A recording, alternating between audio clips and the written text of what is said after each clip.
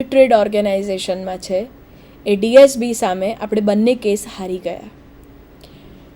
એના ભાગરૂપે એવું બન્યું કે it was mandatory for India, એટલે આપણને ડેડલાઇન આપવામાં આવી કે તમે સંપૂર્ણતઃ ટ્રિપ્સ એગ્રીમેન્ટની સાથે કમ્પ્લાય ના કરો, કંઈ વાંધો નહીં, તમારી પાસે 10 વર્ષનો સમયગાળો છે, પરંતુ કલમ અનુચ્છેદ 72 અને 73 તેમાં જે કોઈ જોગવાઈ છે તે જોગવાઈને કમ્પ્લાય કરી અને ભારતમાં એક્સક્લુઝિવ માર્કેટિંગ રાઇટ્સ દુનિયાના બીજા દેશોને તમારા માર્કેટમાં એન્ટર થવા માટે શક્યતા રહે, તેના માટેના પગલાં તો ભારતે લેવા જ જોઈએ. અને તે કારણે થઈ અને ભારતે જે કોઈ ભૌતિક મિલકત અધિકાર છે એ ભૌતિક મિલકત અધિકારોને સુધારવા જોઈએ. એટલે ઇટ વોઝ મેન્ડેટરી, કમ્પલસરી. એટલે 1999માં મિત્રો આપણે જે તમે આખો આમ ગ્રાફ જુઓ કે બૌદ્ધિક મિલકત અધિકારનો શું ગ્રાફ છે ભારતમાં, આપણને તરત જ ખ્યાલ આવે કે આ જે કોઈ આખી જર્ની છે તે જર્નીના ભાગરૂપે 1999 પહેલાં માત્ર 4 બૌદ્ધિક મિલકત અધિકાર, કોઈ સુધારા નહીં, કશું જ નહીં. 1999 પછી અચાનક અનેક સુધારાઓ, ધરખમ સુધારાઓ અને અન્ય નવા બૌદ્ધિક મિલકત અધિકારોનું રેકગ્નિશન, આ બધું થયું. તેની પાછળનું સૌથી મહત્ત્વનું પરિબળ જો કોઈ હોય તો એ છે ટ્રિપ્સ એગ્રીમેન્ટ. ફરીથી કહું છું, trade related intellectual property rights agreement on trade related intellectual property rights, TRIPS agreement. આપ સ્લાઇડ ઉપર જોઈ શકો છો કે ટ્રિપ્સ એગ્રીમેન્ટમાં ટોટલ 73 આર્ટિકલ્સ છે અને તેની અંદર 7 પાર્ટ્સ છે. અને ટ્રિપ્સ એગ્રીમેન્ટમાં જિયોગ્રાફિકલ ઇન્ડિકેશનની વાત કરી છે.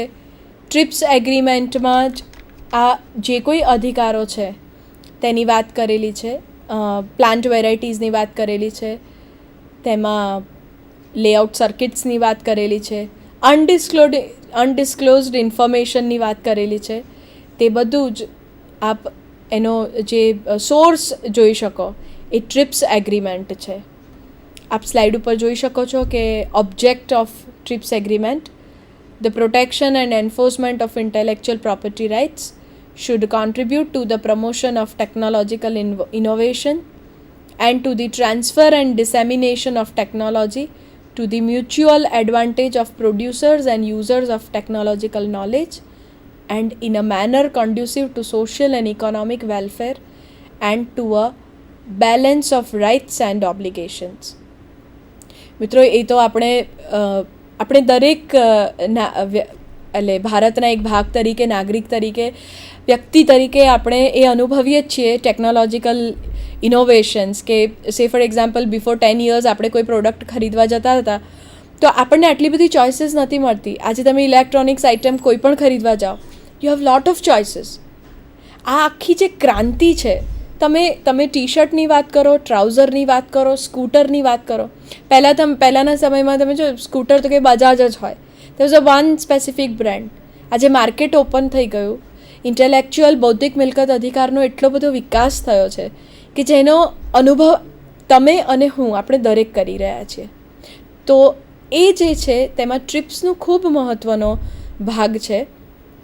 તેની સાથે સાથે બીજી જે મહત્ત્વની બાબત છે કે એક એવું પણ માનવામાં આવે છે કે દવાઓના ભાવ આવતા નજીકના અમુક વર્ષોમાં ખૂબ વધી જશે.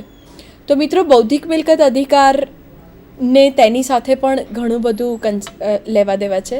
તેમાં બૌદ્ધિક મિલકત અધિકાર ખૂબ જ એક મહત્ત્વનો ભાગ, મહત્ત્વનું પરિબળ કહી શકાય કે દવાના ભાવ ભવિષ્યમાં વધશે તેવી એક ભીતિ છે. તો આપણને તરત સવાલ એવો થાય કે આ ભીતિ શું સાચી છે?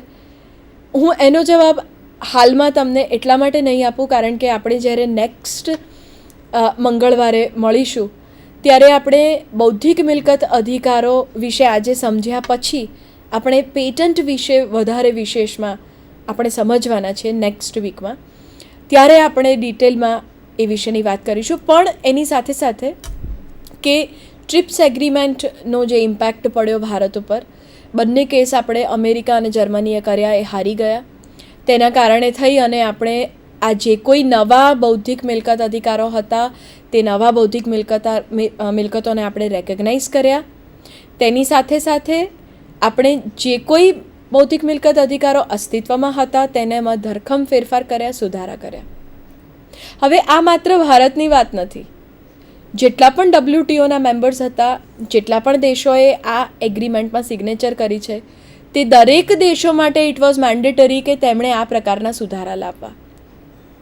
અને આ પ્રકારના સુધારા લાવવા માટે એ તો શક્ય નહોતું કે વર્લ્ડ ટ્રેડ ઓર્ગેનાઇઝેશન ટ્રેડ માટે કામ કરે છે, ઇન્ટેલેક્ચ્યુઅલ પ્રોપર્ટી રાઇટ્સ માટે નહીં.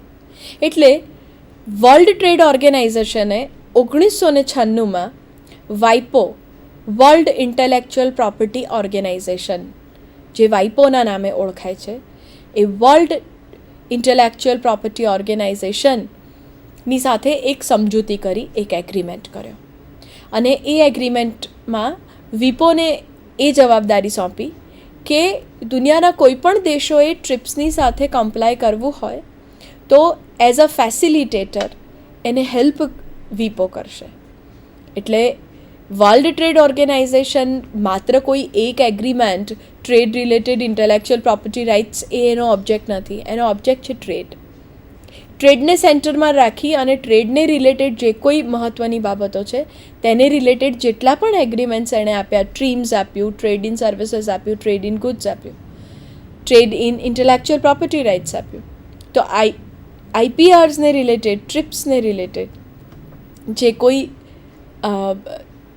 જે તે દેશને તેની સાથે કમ્પ્લાય કરવા માટેની જવાબદારી છે, તે જવાબદારી સોંપવામાં આવી જે તે દેશને. અને એ જવાબદારી પૂરી કરવાની માત્ર ટ્રિપ્સ પૂરતું નહીં, પણ એ સિવાય અન્ય જેટલા પણ આંતરરાષ્ટ્રીય જે કન્વેન્શન્સ કહી શકાય, એ બધા જ કન્વેન્શન્સને કમ્પ્લાય કરવા માટે જે તે દેશે પગલાં લેવાના. અને એમાં ફેસિલિટેટર તરીકેનો રોલ એ વિપો દ્વારા, એઝ અ ફેસિલિટેટર વિપો વિલ વર્ક. આવી એક સમજૂતી WTO અને વિપો વચ્ચે કરવામાં આવી. મિત્રો, આપણે સ્લાઇડ ઉપર જોઈ શકીશું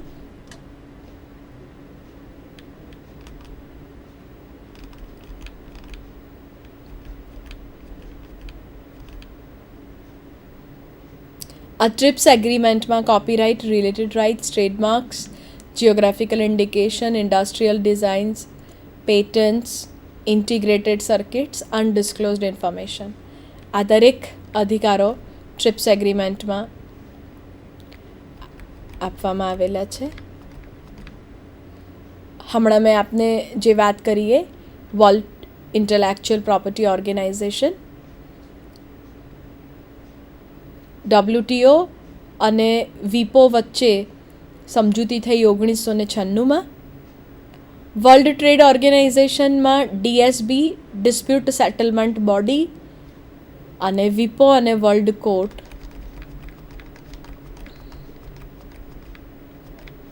મિત્રો, આ ખૂબ જ મહત્ત્વની સ્લાઇડ છે, આપ જોઈ શકો છો. પેરિસ કન્વેન્શન 1967, એ પછી છે બર્ને કન્વેન્શન, રોમ કન્વેન્શન. આ બધા કન્વેન્શન્સ જે છે, આ દરેકમાં ભારત સિગ્નેટરી છે. અને તેના ભાગરૂપે આપ બીજી બાજુ જોઈ શકો છો કે પેટન્ટ અને ડિઝાઇન્સ.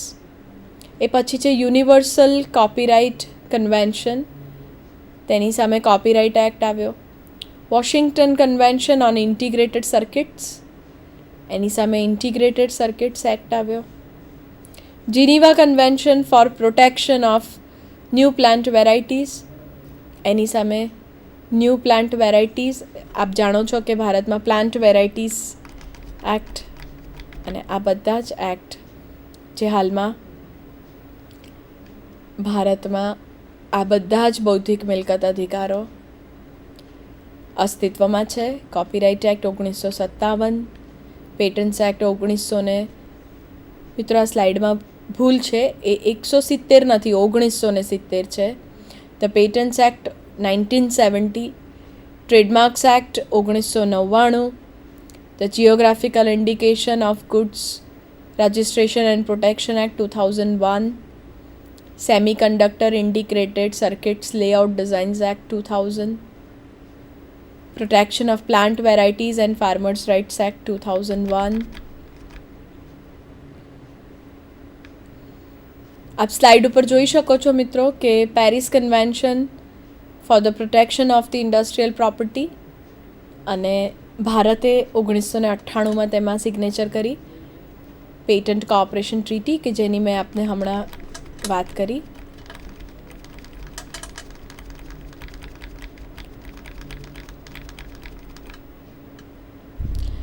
મિત્રો આની સાથે સાથે આ જે કોઈ ટ્રિપ્સ એગ્રીમેન્ટ,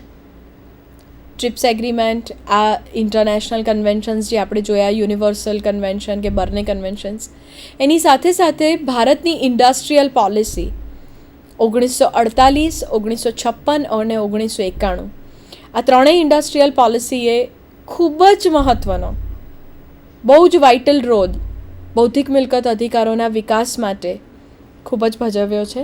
આપ સ્લાઇડ ઉપર જોઈ શકશો કે આ ત્રણેય ઇન્ડસ્ટ્રીયલ જે પોલિસીસ છે તેમાં શું મેજર આખો જે સી ચેન્જ આવ્યો, તે સી ચેન્જ કયો આવ્યો છે. જેમ કે 1948, it emphasised the importance of securing an equitable distribution of production. Equitable distribution of production 1948માં આપણે કન્ટેમ્પલેટ કરતા હતા, કારણ કે આઝાદી પછીનો સમય હતો, આર્થિક પરિસ્થિતિ ખરાબ હતી, તેના કારણે થઈને ઇક્વિટેબલ ડિસ્ટ્રીબ્યુશન ઓફ પ્રોડક્શન એ વખતની ઇન્ડસ્ટ્રીયલ પોલિસી પર એને વધારે ઇમ્પોર્ટન્સ આપ્યું. 1956ની ઇન્ડસ્ટ્રીયલ પોલિસીમાં આપણે જોઈ શકીએ કે it gave primacy to the role of the state to assume a predominance and direct responsibility of accelerating the rate of economic growth.